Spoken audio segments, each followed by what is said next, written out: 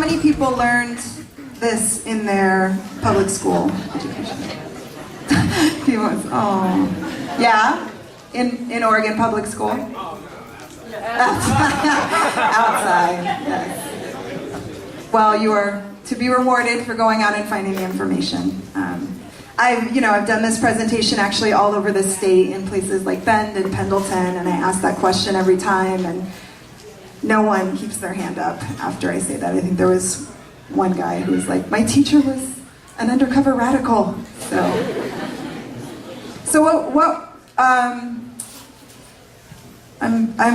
usually we have a dialogue, but I'm feeling like folks are gonna have to come up to the microphone or I'll have to repeat. Let's try this. So what were folks' reaction to the timeline? It was good. It was good. What was good about it? You didn't see anything good about it. There was a lot of negative.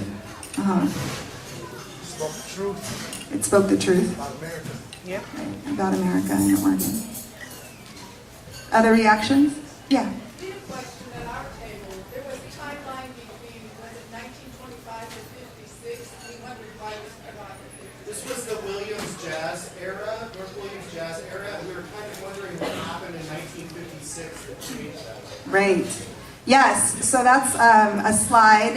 It's right over here in 1956. I don't know if we can go back to 1956. But yes, so in 1956, voters approved construction of the Memorial Coliseum, right? Which was specifically on top of the Black community at that time, the heart of the Black community. So 450 homes were lost, right? And then we see, the space where I-5 intersects with 84, again, that was the heart of Oregon's Black community. And over 1,000 homes, folks were displaced because of that. So this is what happened in 1956, right? And this is, I'm sorry? That happened in 1970, right?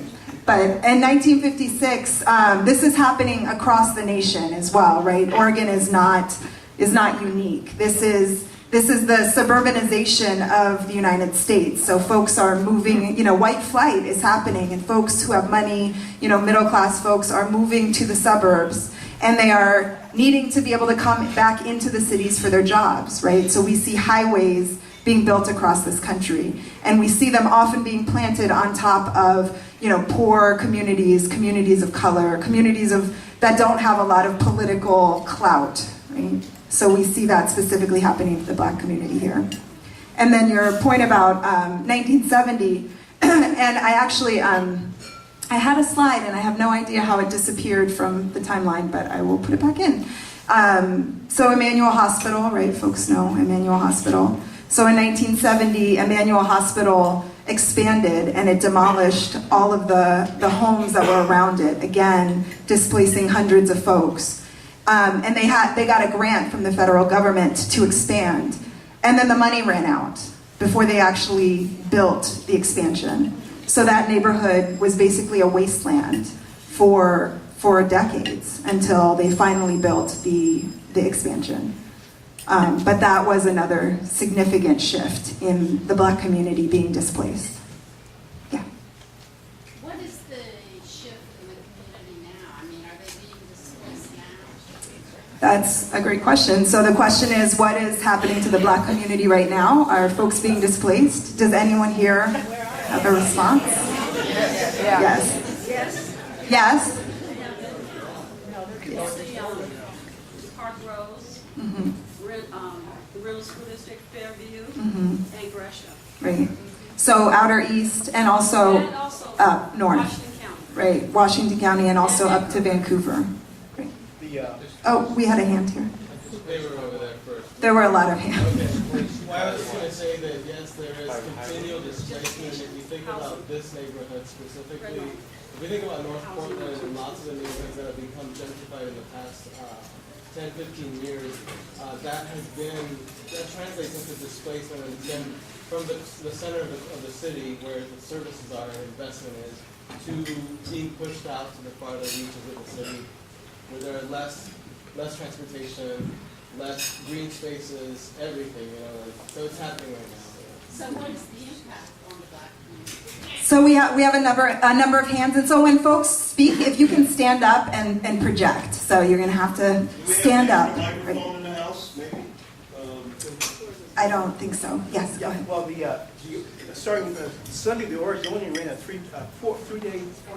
four-day series on this issue on the front page, talking about the displacement of African Americans and the gentrification of Portland and the lack of city support. And actually, the city actually playing a major role in this displacement of African Americans from the inner core of the city of Portland. Yes, and there's a slide around on the 1990s that really looks at the beginnings of this of us being able to see these processes, right? Because I think it's really important to recognize, again, these processes began in 1956, right? In 1970. So this is something that is an ongoing process, but in the 1990s is when this really sort of erupted into public view, right? And so, as you said, the city got very much involved, right? And using building code enforcement and really trying to revitalize neighborhoods, but recognizing that that created a significant shift in who was in that community, right? So by 1999, black folks owned 36% fewer houses, right? But whites own 43% more than a decade before. So really thinking about who are neighborhoods being revitalized for. Not only just the gentrification of African Americans in Portland being pushed out towards Gresham and Southeast Portland, there was also an article in the paper about a week ago saying that in other areas like Lake Oswego and West Lynn, they're not even trying to let low-income housing even be in those neighborhoods. And they've been fighting it for 15 years. They have all kinds of excuses. So it's not only that you're being pushed somewhere else, but it's also where you cannot go. Mm-hmm. Absolutely. And I think, again, it's important to see this is not a new phenomenon. So I think if, folks who are new to Portland or, younger folks are thinking about this wave of, gentrification and, urban renewal, but we see this happening throughout the timeline, right? We see that the black community actually started around Union Station, right? Because black folks were predominantly porters. And so it was easier to live near the train station. Also, other people didn't want to live there at the time because trains are dirty and loud, right? So that was the black community for, the about 1,000 black folks who lived in Portland. And then when that area became, desirable, that community was displaced, right? Then we see Vanport. How many folks knew about Vanport before? Okay, this is great. A lot of people are like, I've never even heard of Vanport. No, right? So we see Vanport as this, hastily constructed city to house Kaiser's shipyard workers that he went and recruited from the South, disproportionately from Texas, but from all over the South, right? And we see that it ends up being washed away. I mean, this was the second largest city in Oregon, to be clear. This wasn't some little small rinky-dink, thing. After Portland, this was the largest city, right? And that it was disproportionately black, given who was recruited to come. And that it was completely washed away because it was so shoddily built. Literally, houses floated away because they had no foundation. And the idea became, where do these folks go, right? And then we see the shift to Albina, and then we come up to the modern age where we're seeing people displaced from there. Donna? Sorry. Okay. What I wanted to say is that the homes that were in Albina were not run down.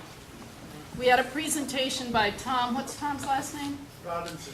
Tom Robinson, who's a historian. And if you check it out, the homes that were there were very well manicured. There were manicured lawns, well taken care of. There were two-parent families. They were, we were displaced because they needed to build the freeway and the Lloyd Center. So don't think that some people think that they did a favor by restoring these old homes. The homes weren't torn up in the first place. Thank you. So let's get to the question. Why are there so few black people in Oregon, y'all? My personal opinion. Oh, we had a hand. Well, my personal opinion, I'm just going to keep it real. It's white supremacy, man. it's known through the history of white America, you know what I'm saying? And it's not just America, it's just other countries had slaves too, you know what I'm saying? It's not just black people, it's all races have been displaced, murdered, you know what I'm saying? And unless people start admitting there's white supremacy in this country, ain't nothing gonna change. It doesn't matter how many meetings we come through, people need to stop saying that where there's no racism. It's white supremacy in America, period. Okay. That's all I gotta say. Thank you. And there was there someone back here? No? I saw your slide. Stand up. Okay. Thank you. The slide that said something about, like in the one that said by the end of the Great Migrations, only 7% of, like, there was only 7% of black people that migrated to Oregon. And so do you think that mainly had to do with the laws that were on the books, like the lashing laws? And how was that in comparison to the northern states that 40% of the African Americans did go to? Mm-hmm. Right. So only 7% of black folks came west during the Great Migration. Was that why? Like, it was because the laws that were on the books, or was it because of the distance? Yeah, I mean, I think that's a great question to ask folks what they think. You've got a hand back here. Yes, I came to Oregon from Mississippi about 11 years ago, and it's really been an interesting time. Just give you a little bit about my background. My parents were involved with Medgar Evers, the Evers family. They're family friends of ours. We grew up down the street, played with their kids. James Meredith, you know, some of the stalwarts in the civil rights movement, personal friend of ours, and mine too. My grandfather was involved with the Freedom Riders and such. And one of the things that I noticed here, and comparing it with my experience back south, is that we as black folk go where we have a sense of empowerment. It's just that simple. I mean, I sat back and watched my grandfather, in his conversations with Maynard Jackson and those as they were planning to build Atlanta into a real city. Well, it just so happens when that began to happen, and with strategic things that they did, including Medgar Evers, the Charles Evers, actually, his brother, Medgar Evers, passed, back in the early 60s. They had strategies to empower black folks in the black community. Now, here's something that may sound controversial, but in those days, the hub of all black outreach, strategic design was centered in the church, and went there outward. Now, I'm not trying to make a religious statement or anything, but that historically has been our point of galvanization and organization and unity. And when we kind of went secular, we lost our capacity, I think. And when I come to Oregon, that's basically what I see. You don't have that hub and spoke, and therefore there's not the opportunities for empowerment and organization, outreach, and none of that. So that's just my opinion based on my experience. Thank you. And I think there is a strong history of organizing, in the black community here in Oregon, and utilizing the church inside and out. But if we could go to the slide 1844. So I think this question about why is incredibly important, right? And so, Oregon, before it became a state, had on the books the Lash Law, right? So as a territory, right? So what's happening in 1844, right? The country is being, torn apart by this conversation about slavery. Will slavery continue? Will it not? Right? And I think it's important to note that this question was not necessarily for the majority of white Americans, probably for Americans of color, but for white Americans was not about justice, but about economics. Which economic system would prevail? Would this be an industrialized, free labor society, or would it be a slave labor society? One country cannot exist with two different economic foundations. Something had to be chosen, right? And so we see Oregon, being founded as a territory, and then we see in 1859 Oregon coming in the middle of this, right? 1863. This is right before the Civil War heats up and begins, right? And so We see Oregon coming in, and I feel like I meet a lot of Oregonians who are very proud of the fact that Oregon came in a free state into the Union, right? But I think we need to dig a little deeper. Oregon banned slavery, right? And in 1844 said anybody who had an enslaved black person had to free them within 3 years. But again, said that any black person living here was subject to public whipping every 6 months until they left, right? And they came into the state, the only one coming into to the Union, saying that black people specifically were not allowed to move here. We're not allowed to own property. We're not allowed to make contracts, right? I think this is incredibly important. This was not Oregon's choice to be just, right? This was about Oregon trying to avoid this conversation about race that was happening. Oregon was specifically founded as a white homeland. So I think, the point about white supremacy is incredibly important. This is rooted in Oregon's history, right? Folks who came to Oregon specifically used the words white homeland to describe this territory at the time. The idea was this was going to be a place where white folks could escape. They could escape from these conversations about race. They could escape from, all of the issues that were going on. They could come to Oregon and get away, right? The next slide, 1861, we see, an extreme version of this, right? The Knights of the Golden Circle. They specifically wanted to secede from the U.S. and found their own Pacific Coast Republic, right? So that Washington and Oregon would be its own sort of country. To be clear, this is not some wingnut idea. This was just sort of the further right perspective of what folks in Oregon agreed to, right? And we can see that again and again when we look at when Oregon ratifies different amendments, right? So the fact that Oregon doesn't ratify the 15th Amendment, right, that gives black men the right to vote until 1959, right? This passed in 1868. So Oregon, in fact, it went to be ratified and it failed, and it was not ratified until 1959, right? Obviously, federal law supersedes state law, but it was about making a point, right? To be clear, you can vote, but only because the federal government says so. If we had our way, this would not be the case, right? And we see this again and again throughout Oregon laws, that these laws are passed, decades later, almost 100 years later. The language banning black folks from moving to the state, when was it removed from the Constitution? 2001, y'all. 2001, that was like yesterday.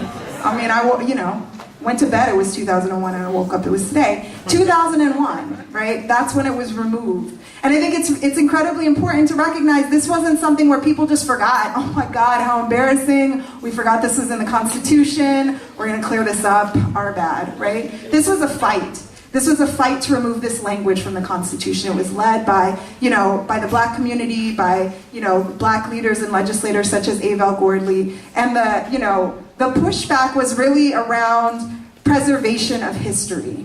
We don't want to, we don't want to rewrite history. We want to preserve it. This is our past, and we should preserve it, right? Which really means preserving a legacy of white supremacy.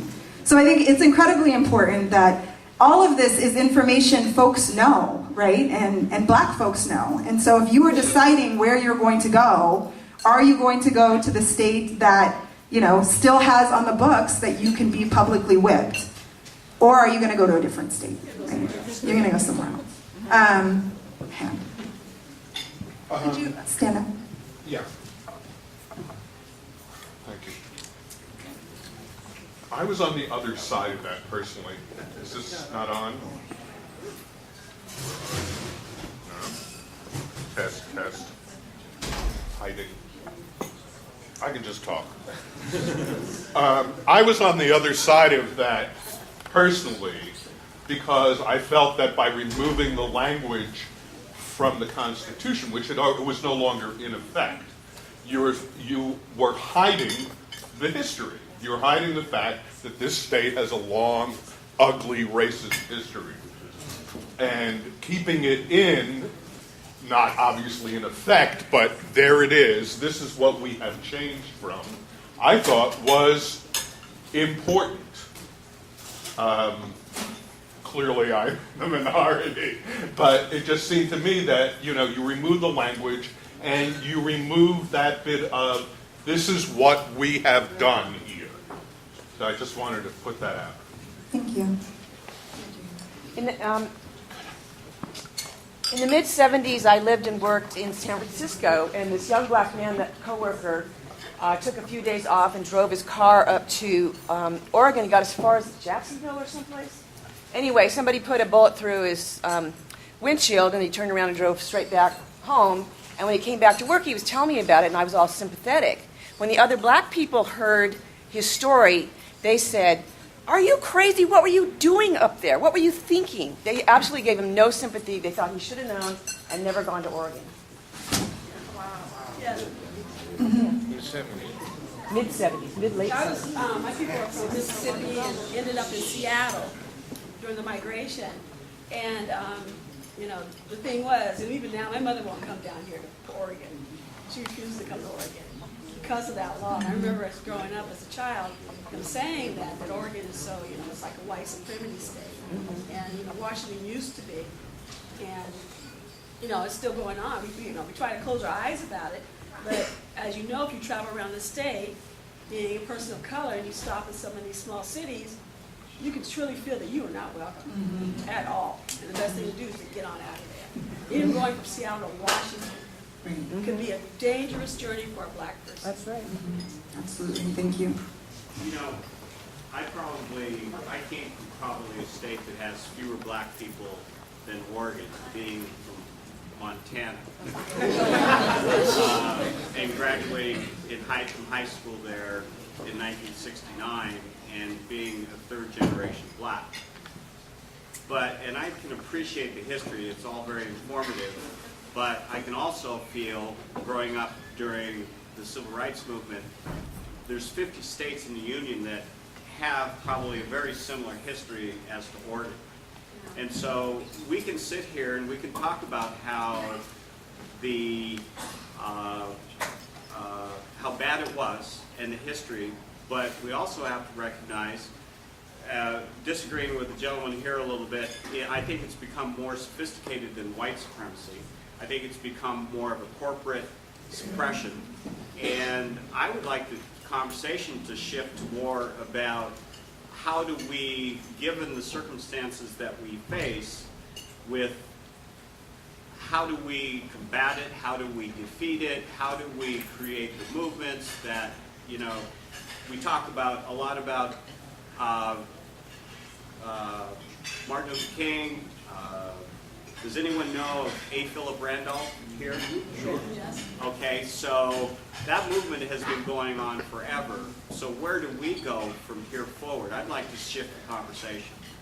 And I appreciate that, and I definitely want to highlight, I think that the information in the timeline is often overwhelming and feels really heavy because it is, but almost a third of this timeline is folks organizing, right? Is the community organizing itself, is folks creating community, and folks winning through that. So I do want to highlight this timeline is not just, black folks have been victimized again and again and again, folks of color have been victimized. It's really about how do folks build community in a place where there was never supposed to be a black community, right? To be clear, the only reason there is a black community in Oregon is because of the strength and the support that Oregon's black community gave each other, right? Because one of the quotes on the slide is that black folks were Oregon's first illegal aliens, right? It was illegal for us to come here. So I think it's important to recognize that that community that has been built is because of folks' resilience and commitment. But I do think it's important to know this history, right? Because I think, again, if we don't know the history, then we see things as isolated incidents. Mississippi looks real different today than it did, North Mississippi looks real different today than it did 10 years ago. That's weird, huh, right? Without knowing that this history exists. And the intersections, as you're saying, with economics and with corporate interests, right? And I think this idea about who is not only who is a citizen, but, who is human by the standards, not only here in Oregon, but as a nation. And I think, as you said, Oregon is not unique in any way. I think what is useful about Oregon is that Oregon wrote it down, right? Oregon put it in their constitution. Oregon made it a law and reinforced it again and again, right? So I think it's an interesting case study for us to see this very explicitly in a way that we can't say, well, maybe we misunderstood what they meant, right? We didn't misunderstand what they meant. So I do think it is very important to engage with this and see how it is affecting the communities that we live in today. And I just wanted to go to 1921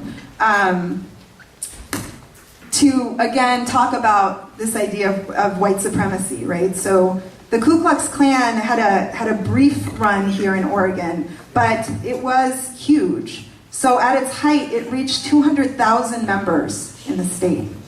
Right? This is at a time where the black population for Portland is about 2,500 black folks. So 200,000 versus, and of course, black people were predominantly in Portland. So if it was double that, 5,000 black folks. So I think it's really important. And of course, it says they organized anti-Catholic, anti-Jewish. They found, other targets. But I think it's important to recognize that this, like not ratifying the 13th, 14th, and 15th Amendments, like leaving that language in the Constitution, is about saying this is the kind of state that we want, right? So that, 200,000 white folks, I'm hoping white folks, that would be disturbing, joined the Ku Klux Klan, may not have been active members, right? Not going to meetings, not putting on the hood, but joined to say, this is the state that we want to live in. And I think that's incredibly important. Yeah. Hold on, I got a mic.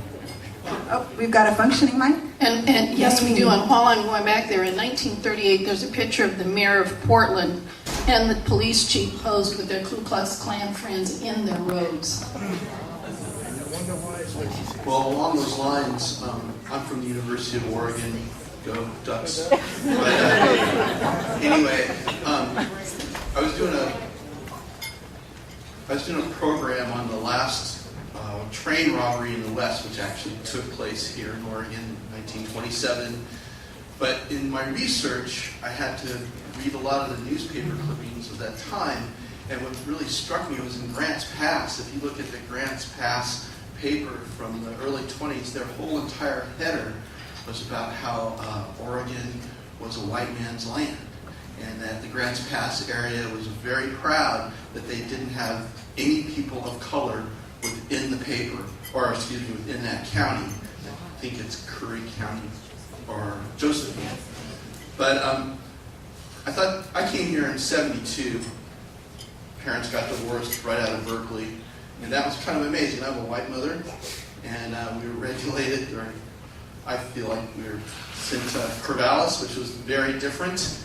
And in the '70s, I'm the only black guy on a basketball team from Corvallis, actually a place called Eddyville, to go to Roseburg, and somebody actually put up a Sundown sign on the door of the gym. Now, people thought it was a joke. They thought it was funny. Now, I don't know, but that's seen how Oregon has evolved. And just this last bit, in the 60s, I think it was 68, 69, OSU actually rioted to keep the athletes out of the dorms.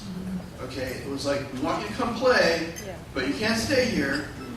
But now Oregon State is the repository for diversity for the museum. And I just thought that was kind of interesting.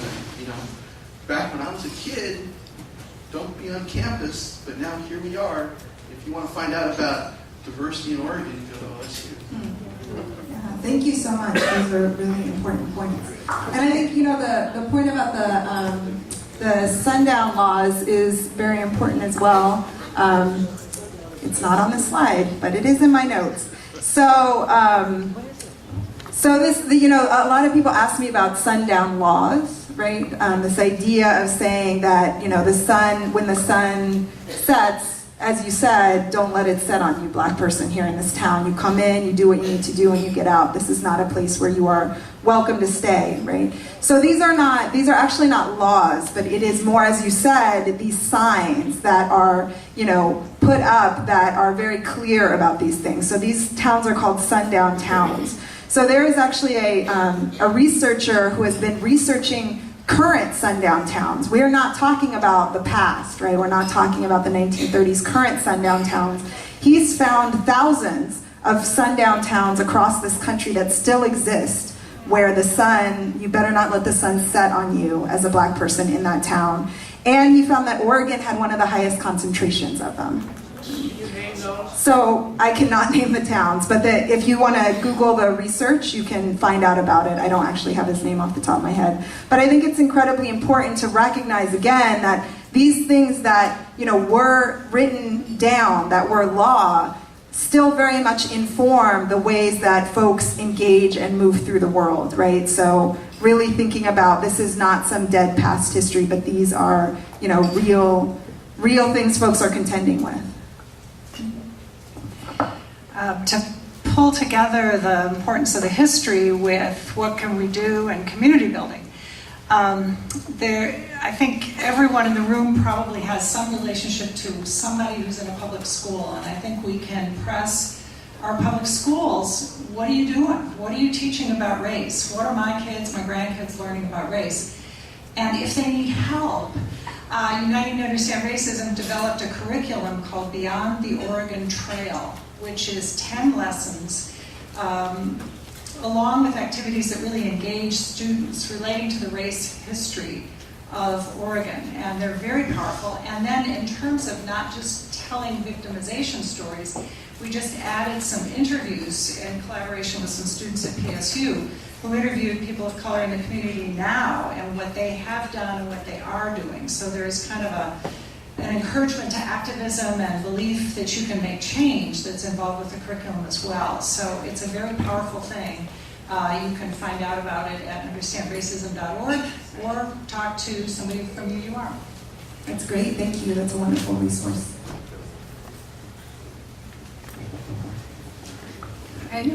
Well, I'm really happy to be here because I think that, like she was talking about, education is really important in these type of conversations. But I just wanted to go back to what the gentleman over there said, and kind of related to what he said. I do agree that there's a corporate oppression going on, but I don't necessarily believe that you can set that apart from white supremacy. I feel like it's rooted in white supremacy. From a lot of the history classes I've taken or reading what W.E.B. Du Bois, Souls of Black Folks, where he kind of breaks down the whole sharecropping system that was basically the response to the freedom of slaves in the South, and how it's very similar to the financial oppression we're under with the credit system and things like that. So I think that that history and that connection is really important. So I do feel like the corporate oppression is part of that white supremacy legacy, and that it's still alive today. That's a great connection. There was a hand in the back. I think we're going to take two more and then move on. Hi, yeah. Just in terms of talking about the secessionist movements that have been really white supremacist, the Free Cascadia movement is still heavily infiltrated with white supremacy, and there's a really creepy phenomenon of these very white supremacist sort of libertarian folks shopping around their ideologies to people on the left and sort of leaving out the super white supremacist parts until later.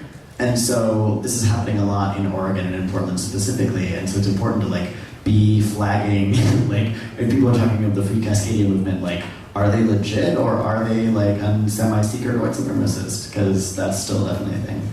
Yeah. Thank you. I think that's incredibly important. There's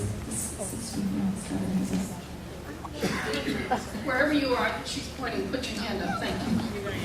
And I just wanted to say, as you're walking, that when I was talking about the Ku Klux Klan, to be clear, again, this was not something specific to Oregon. So at the height of the Klan, 15% of the white population was a member of the Klan in this country.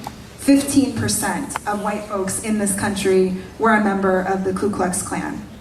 So again, I think, again, looking at Oregon as a case study for the larger issues. Hi, my name is Elsie Watkins. This is my first Real Talk seminar. I have a comment and a question. I'm taking, last day was Tuesday, Karen Gibson's class at PSU Housing Development.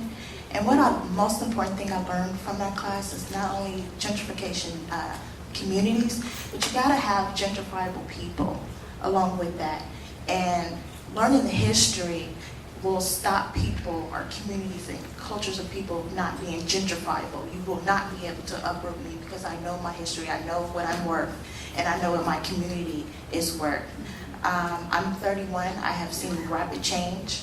I remember when I could drive up Williams and go get fresh milk from the milkman and the juice man. My son won't know that. It's terrible. One question that's like really dear to my heart is, have you noticed from studying other cities, or do you find any merit in the conspiracy of crack cocaine being introduced to only inner cities and all over America? And who can recognize that and apologize for that and get these black men and black people out of the system that was incorporated by, I believe, white supremacy, like the gentleman said back there. I think that was sophisticated. That's a sophisticated growth of racism and dealing with a large group of people one time instead of hanging one black man at a time. Yep. Thank you. I think that's a really profound question. There's a lot to it. I could go off for a long time, but I will rein it in. So I think, I teach about the history of the prison system and race, and I think it's really important to look at the war on drugs and to see, the disproportionate racial impact, and to see that there is, again, historical precedent for this, right? The growth of the prison system had two big booms. One was after slavery, right? When suddenly there were all these free black folks whose labor, right, going to this idea of economics, was controlled by white slave masters, and suddenly their labor was their own. So we see the rise of the prison system through the black codes, which were laws that specifically forbade actions, but only for black people. So if you were black, it was illegal for you not to have a job. If you were white, you could just kick it all day long, right? It was illegal for you to be wanton in speech and conduct, which is really up to whoever is deciding what that means. Public intoxication, if you were black, was illegal. Being disrespectful to white folks was illegal if you were black. And all of these would send you to the jail, where these plantation owners would rent you out, right? And you might end up back on this very same plantation a few years ago you were enslaved on, right? So we see that happening, and then we see this boom in the 70s and 80s with the war on drugs, right? In the same way, it criminalizes things that weren't criminal before. So 70% of the people who are incarcerated now would not have been in prison pre-war on drugs. 70% would not have gone to prison. They would have been on probation, they would have gotten drug treatment, they would have gotten a citation, right? They would have gotten community service. They would not have been sent to prison. So we see the war on drugs criminalizing things that before were not crimes. And when we see how it's being implemented, we see that 80% of the folks who are going to prison for the war on drugs are people of color. So we see this as I see this as the new black codes, right? So I think that's my short-ish answer. So I want to be respectful of folks' time, and there's one more piece because I want to bring this back home. So everyone should have a double-sided sheet of paper that on one side has a list of organizations, but we're going to look at the other side, the State of Black Oregon. So how many folks have heard about the State of Black Oregon report before? Okay, well this is a great resource that is put out by the Urban League of Portland, and we actually have a representative of the Urban League of Portland over here, Ty. So if you want to get more information, I'm sure he's on his off hours, but he'll still talk to you. The Urban League of Portland put out the State of Black Oregon, the last one before this, in 1990, and then they put this one out in 2009, and they have done updates each year. And these are the disparities that they found, right? These are the realities that have stayed the same from 1990 or gotten worse, right? So when we're talking about, well, what does this history have to do with today? I wanted to bring this in. So what I'd love to do is for folks to just take 10 minutes in small groups to talk about that. What does this timeline have to do with these statistics folks are looking at? So we're just going to take about 10 minutes. As a tabletop or folks near you, just talk about that.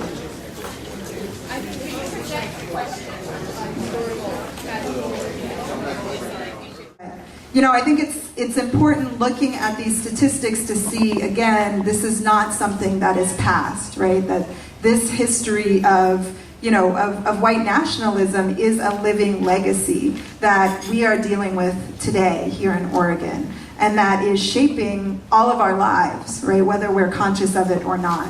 And so I think it's incredibly important to see that this is rooted in the foundation of these institutions that shape our lives, right? This is my understanding of this, is that, this state was founded, again, not only without the idea of serving Black people, but specifically not wanting to serve folks of color, not even wanting us present, right? This is the foundation that was laid. And if we don't get at the root of the foundation, then we're going to be continually dealing with symptoms rather than the actual cause, right? So I think that for all of us moving forward, thinking about, what are the things that we can do that will, shift these statistics and make sure that, that we are not in, when the Urban League does the State of Black Oregon 2019, that we are not looking at these statistics or worse, right? And I just wanted, again, I want to say, I know this is, heavy information, and I know that it feels overwhelming, but I also think it's important for folks to recognize the ways that this is historic and systemic, because then folks don't say, well, it's you. And I think that's really important on the education piece for young students of color, right? To see that oftentimes this is put onto students, right? Well, you're acting out. Well, you're not smart enough to make it through classes. Well, you're a troublemaker. You're a problem. And I think it's really important, and I hope for the educators, for the folks who work with young folks, for folks who just engage with young folks informally, to bring this information, because it's important for young folks to know, no, it's actually not you, right? When you're like, is it me? Am I crazy? No, it's not you, right? It's actually Oregon history that's crazy. And that, I've been able to do this presentation with high school students and to just see the ways folks open up and feel empowered by getting this information and feel like, okay, this is something that I can begin to engage with. And knowing that communities, organize across the state to change these statistics. So again, that when we see State of Black Oregon 2019, this is not what we see.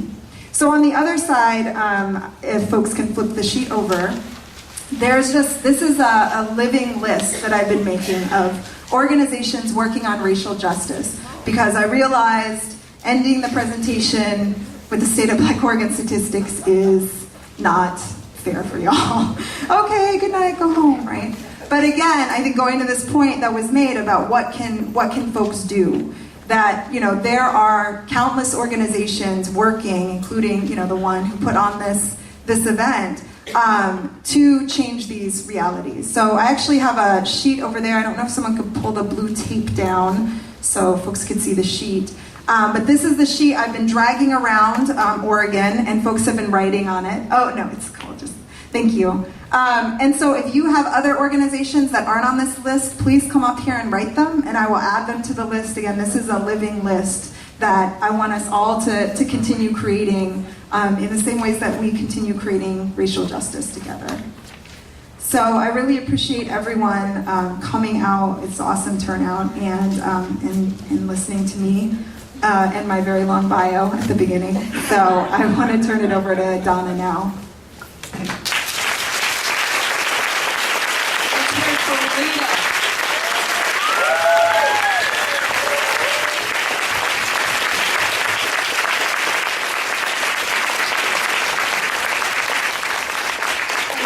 Hearing it the second time, it's just as good as it was the first time. If you really liked what Walida had to say, then you will fill out the evaluation form. That's to help get Walida paid and to help get us funded. And also, make sure that you fill out the form for the bus tour. You don't have to stay if you don't want to, but don't leave with that evaluation, because I'll tackle you. So, anyway, hope that you will come back again. On the back of the Race Talks form is the future agenda for the rest of the year. We are making plans to try and extend Race Talks down East County and also West County. So that'll be my summer job, to be working on that. Yes, ma'am. Are there any more evaluation forms? If everyone at your table has one, would you hold up any extras? Actually, if you bring them back and put them on the bar, then, and there's more evaluation forms at the back table. So don't worry about, will we get the forms or whatever, leave them on the table. Also, I would like to leave you with a task. And I don't want you to raise your hand. I made the people at my table do this. I don't want you to raise your hand. The question is, how many of you, if you are white, have a person of color, and if you are a person of color, have another person of color, different ethnic group, or a white person who's on your speed dial? Meaning, I told you don't raise your hand. You people don't listen. See, I'm trying to keep everybody from being embarrassed. So the point being, if you don't have folks who are from a different ethnic group and everybody says, well, gee, I'd really like for things to be better, well, then who's going to make it better if not you? And there are 1,000 ways to make friends with people.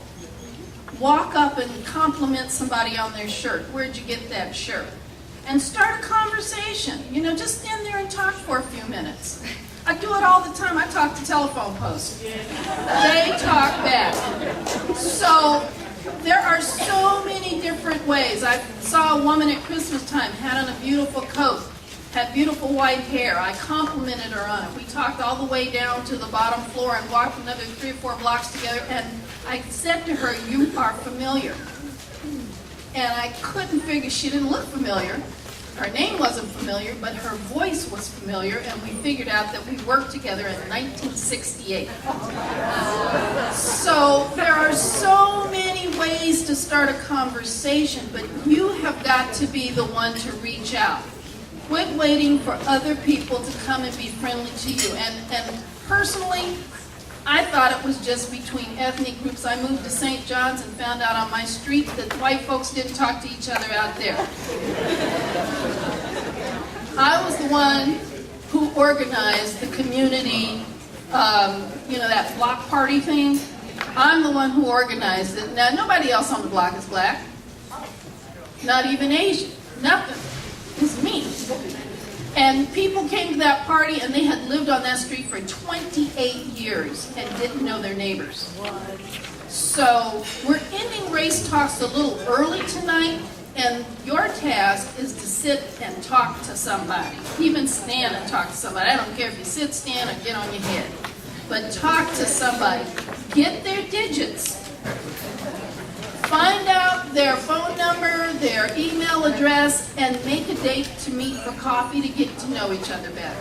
And I don't count. So find somebody to make friends with today.